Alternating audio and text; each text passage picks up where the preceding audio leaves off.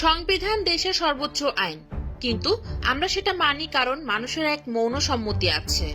জনগণ না মানলে কোনো সংবিধানই দাঁড়িয়ে থাকতে পারে না।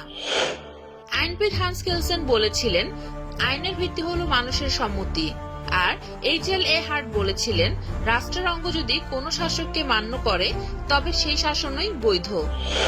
বাংলাদেশের ইতিহাসেও আমরা দেখেছি ফারুক, রশিদ বা তাহের নিজেরা ক্ষমতা নিতে পারেননি, কারণ তাদের সামরিক বা জনসমর্থন ছিল না।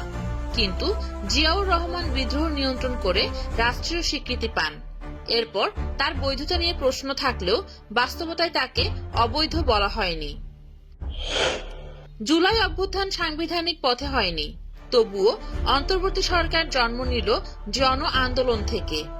তারা বৈধ হয়েছে জনগণের সমর্থন আর রাষ্ট্রের অঙ্গসমূহের নিয়ন্ত্রণের মাধ্যমে।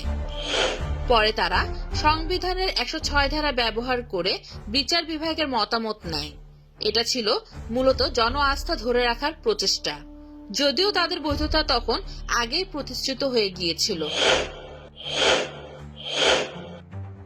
অন্তর্বর্তী সরকার চাইলেই নতুন সংবিধান তৈরি করতে পারে, সাংবিধানিক ধারায় সংস্কার করতে পারে, কিন্তু সরাসরি নির্বাচনও ঘোষণা করতে পারে। মূল শর্ত একটাই, জন আকাঙ্ক্ষাকে প্রতিফলিত করতে হবে। ঐক্য কমিশনের সব দলের মতামত শোনা হচ্ছে। পুরো ঐক্যমত্য নাও আসতে পারে, কিন্তু সুপারিশগুলো অন্তর্বর্তী সরকারের সামনে পথ খুলে দিচ্ছে। বৈধতা আসে জনগণের স্বীকৃতি থেকে। তাই দেশের স্বার্থে সাহসী সিদ্ধান্ত নিলেই অন্তর্বর্তী সরকার বৈধতার আসন আরো দৃঢ় হবে। জনগণ সেই সিদ্ধান্তকে সমর্থন করবে।